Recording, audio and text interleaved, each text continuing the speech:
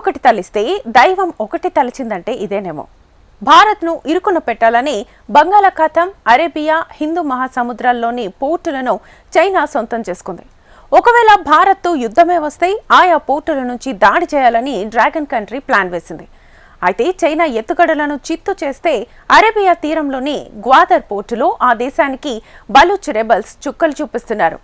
గ్వాదర్ నుంచి చైనాను వెళ్లగొట్టడమే లక్ష్యంగా దాడులు చేస్తున్నారు. చైనీయులకు రక్షణగా ఉన్న 15,000 మంది పాకిస్తాన్ సైన్యాన్ని బలూచ్ రెబల్స్ ముప్పతిప్పలు పెట్టి 3 చెరువుల నీళ్లు తాగిచ్చారు. దాదాపు పాకిస్తాన్ పరువు తీసినంత పనిచేశారు. భారీ పెట్టుబడులతో గ్వాదర్ పోర్ట్ నిర్మిస్తున్న చైనా అక్కడి నుంచి తప్పుకునేలా బలూచ్ రెబల్స్ దాడులు చేస్తున్నారు. దీంతో గ్వాదర్ పోర్టును చైనా వీడుతుందా అన్న సందేహాలు కూడా వ్యక్తమవుతున్నాయి. గ్వాదర్లో చైనాకు నూకలు చెల్లినట్టేనా? గ్వాదర్ పోర్టు రక్షణలో పాక్ ఆర్మీ విఫలమైందా? గ్వాదర్ను లక్ష్యంగా చేసుకుంటున్నది ఎవరు? భారత్ను అష్టదిగ్బంధనం చేసేందుకు డ్రాగన్ కంట్రీ ఎత్తుగడలు వేసింది. భారత్ నుంచి ఎప్పటికైనా తమకు ముప్పు తప్పదని చైనా అంచనా వేస్తోంది. ఈ నేపథ్యంలోనే కొన్ని దశాబ్దాలుగా భారత్ చుట్టూ ఉన్న దేశాల్లోని పోర్టులను అభివృద్ధి పేరుతో బీజింగ్ సొంతం చేసుకుంటోంది. ఈ క్రమంలో బంగ్లాదేశ్లోని చిట్టగాంగ్ పోర్టు, శ్రీలంకలోని హంబన్తోట, పాకిస్తాన్లోని గ్వాదర్ పోర్టులను సొంతం చేసుకుంది. అక్కడితో కమ్యూనిస్టు కంట్రీ ఆగటం లేదు. హిందూ మహాసముద్రంలోని మాల్దీవుల్లో కూడా పాగా వేసేందుకు యత్నిస్తోంది. భారత్ కోసం పన్నిన ఉచ్చులో చైనా తనే పడుతోంది. ఈ నేపథ్యంలో గ్వాదర్ పోర్టు నుంచి చైనా తప్పుకుంటోందా అన్న చర్చ మొదలైంది. నిజానికి గ్వాదర్ పోర్టులో చైనాకు భారీ ఎదురుదెబ్బలు తగులుతున్నాయి. అసలు గ్వాదర్ పోర్టులో ఏం జరుగుతోంది? పాకిస్తాన్లోని బలూచిస్తాన్ రాష్ట్రంలోని గ్వాదర్ నౌకాశ్రయాన్ని చైనా నిర్మిస్తోంది. దీన్ని తమ సైనిక స్థావరంగా మార్చుకోవాలని బీజింగ్ ఎత్తుగడ వేసింది. ఒకవేళ భారత్తో యుద్ధమే జరిగితే పశ్చిమం వైపు నుంచి దాడి చేసేందుకు ఈ పోర్టు అనువుగా ఉంటుందని బీజింగ్ భావించింది. అయితే ఇప్పుడు ఈ పోర్టును వదిలేయనుందా అన్నదే ఇప్పుడు అసలు ప్రశ్న. ఈ ప్రశ్న వినడానికి విడ్డూరంగా అనిపించొచ్చు. బహుశా గ్వాదర్ పోర్టు నుంచి తప్పుకోవటం అన్నది చైనాకు చివరి ఆప్షన్ కావచ్చు. కానీ 2 రోజులుగా అక్కడ జరుగుతున్న సంఘటనల్ని తీవ్రంగా పరిగణించాల్సిందే. తాజాగా గ్వాదర్ పోర్టు మరోసారి దాడికి గురైంది. పోర్టుపై దాడుల్ని బిఎల్ఏ నిర్వహిస్తోంది. బిఎల్ఏ అంటే బలూచ్ లిబరేషన్ ఆర్మీ. ఈ గ్రూప్ పాకిస్తాన్ ఆర్మీకి వ్యతిరేకంగా కొన్నేళ్లుగా పోరాడుతోంది. బిఎల్ఏ స్పష్టమైన మిషన్తో ముందుకు వెళ్తోంది. గ్వాదర్ నుంచి చైనాను తరిమేయటమే లక్ష్యంగా పనిచేస్తోంది. ఇప్పుడు బిఎల్ఏ తన ప్రయత్నాలను ముమ్మరం చేసింది. తాజాగా బిఎల్ఏకు చెందిన 8 మంది సభ్యులు గన్నులు, బాంబులతో గ్వాదర్కు వెళ్లారు. వారు కీలకమైన లక్ష్యాన్ని ఎంచుకున్నారు. పోర్టుకు బయట ఉన్న భవన సముదాయాన్ని టార్గెట్ చేశారు. ఈ భవన సముదాయంలో పోర్టుకు సంబంధించిన కీలకమైన ఉన్నతాధికారులతో పాటు పాకిస్తాన్ ప్రభుత్వం అధికారులు కూడా ఉంటారు.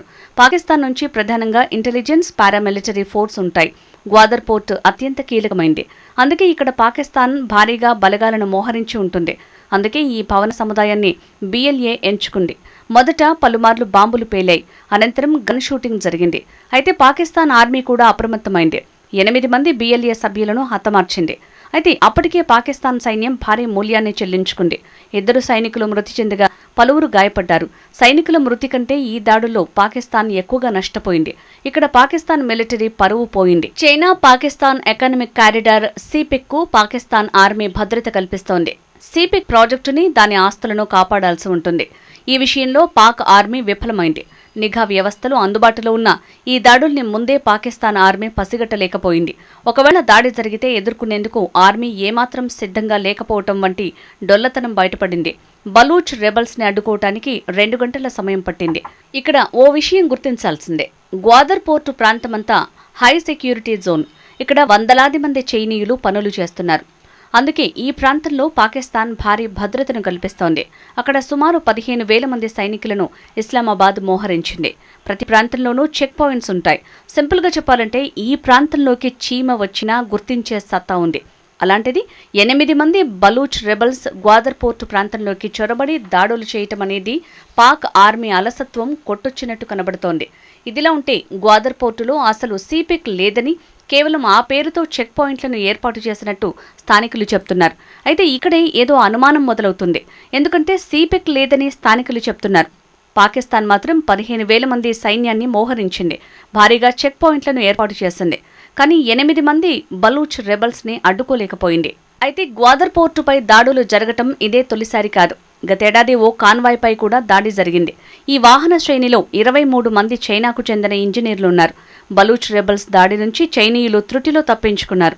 ఇంజనీర్లు ప్రయాణిస్తున్న వాహనాలన్నీ బుల్లెట్ ప్రూఫ్వి కావడంతో ప్రాణాలతో బయటపడ్డారు. ఇక్కడ అతిపెద్ద సమస్య ఏంటంటే గ్వాదర్లో నిరంతరం ముప్పు పొంచి ఉంది. ఈ నేపథ్యంలో ప్రతిదాన్ని బుల్లెట్ ప్రూఫ్గా మార్చడం, ప్రతి ఒక్కరికి బుల్లెట్ ప్రూఫ్ జాకెట్లు అందించడం అసాధ్యం. ఇక నుంచి గ్వాదర్ పోర్టుపై మరిన్ని దాడులు జరిగే అవకాశం ఉందని నిపుణులు అంచనా వేస్తున్నారు. ఇక్కడ అసలు ప్రశ్న ఏంటంటే తదుపరి దాడినైనా పాకిస్తాన్ అడ్డుకోగలదా? ఈ ప్రశ్నను చైనీయులు అడుగుతున్నారు. ఎందుకంటే పాకిస్తాన్ ఆర్మీ క్షేత్రస్థాయిలో పట్టును కోల్పోతోంది. గత వారం తెహ్రీక్ ఈ తాలిబాన్, పాకిస్తాన్ టీటీపీ ఉగ్రవాదులు సైతం ఆఫ్ఘనిస్తాన్ సరిహద్దులోని మిలిటరీ స్థావరంపై దాడులకు దిగారు. దీంతో ఇప్పుడు ఆఫ్ఘనిస్తాన్ పాకిస్తాన్ సరిహద్దు డ్యూరాండ్ రేఖ ఉద్రిక్తంగా మారింది.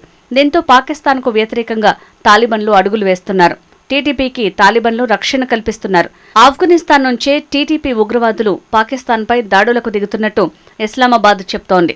టీటీపీ దాడుల్ని కూడా పాకిస్తాన్ మిలిటరీ అడ్డుకోవటంలో విఫలమైంది. ఈ విషయంలో ఐక్యరాజ్య సమితికి పాకిస్తాన్ మొరపెట్టుకున్నా ఫలితం లేకుండా పోయింది.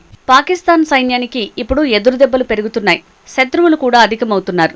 ఇటీవల బలూచిస్తాన్లో ఇరాన్ ఎయిర్ స్ట్రైక్కి దిగింది. ఇటీవల ఆఫ్ఘనిస్తాన్తో నిరంతరం ఘర్షణలు జరుగుతున్నాయి. బలూచిస్తాన్లోనూ దాడులు తీవ్రమవుతున్నాయి. ఈ నేపథ్యంలో చైనా ఆస్తులకు పాకిస్తాన్ ఆర్మీ ఎలా భద్రత కల్పిస్తుంది అన్న సందేహాలు వ్యక్తమవుతున్నాయి. ప్రస్తుతానికి పాకిస్తాన్కు చైనా మద్దతుగానే నిలిచింది.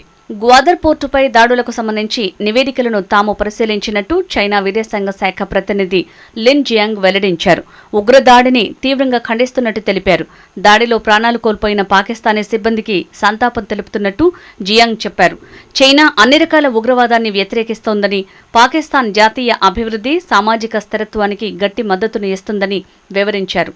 జాతీయ భద్రత, స్థిరత్వం నిర్వహణ విషయంలో పాకిస్తాన్ పోరాటానికి బీజింగ్ మద్దతు ఇస్తుందని జియాంగ్ స్పష్టం చేశారు.